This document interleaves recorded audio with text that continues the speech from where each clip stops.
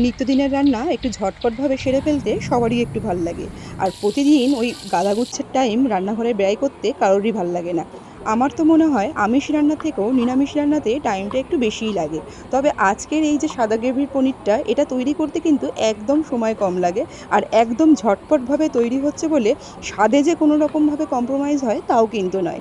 যথেষ্ট রাজকীয় স্বাদের তৈরি হয়। আর ভাত, রুটি, পরোটা, পোলাও অনেক কিছুর সাথেই কিন্তু এই সাদা গ্রেভির পনিরটা অনায়াসে চলে যায়। পনিরগুলোকে টুকরো টুকরো করে কেটে রেখে দিলাম। এরপর একটা মশলা তৈরি করে নেব। ২ চামচ, বড় বড় চামচের ২ চামচ নিয়েছি পোস্ত, আর ২ চামচ নিয়েছি সাদা তিল। ৫ থেকে ৬টা নিয়েছি গোটা কাজু বাদাম।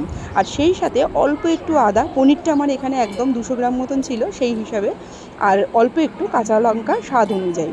সম্পূর্ণ মশলাটাই সবার প্রথমে আগে একটু শুকনো অবস্থায় ঘুরিয়ে নেব। তারপর জল দিয়ে এটাকে একদম একটা স্মুথ পেস্ট তৈরি করে নেব। আর জলের পরিমাণটা একটু বেশি পরিমাণেই দিতে হবে। রান্নার জন্য এখানে সাদা তেল নিয়েছি, তার মধ্যে পনিরগুলোকে ভাজবো, ওই জন্য অল্প একটু নুন দিয়ে দিয়েছি। এরপর পনিরগুলোকে হালকা করে করে একদম দুটো পিঠ ভেজে নেব। খুব বেশি পনির ভাজলে কিন্তু ওপরের পিঠগুলো কড়া কড়া হয়ে যায়। একদম হালকা করে ভেজে নিয়ে এগুলোকে নামিয়ে রাখতে হবে। আর বাদ বাকি তেলেই কিন্তু রান্নাটা হবে, সেই হিসাবেই এখানে তেলটা ব্যবহার করেছি। পনিরগুলোকে নামিয়ে নিয়ে এই তেলের মধ্যেই বাদবাকি রান্নাটা করব। আস্তে আস্তে করে পনিরগুলোকে একটুখানি নামিয়ে রেখে দিচ্ছি। এরপর ওই তেলের মধ্যেই দিয়ে দেবো গোটা গরম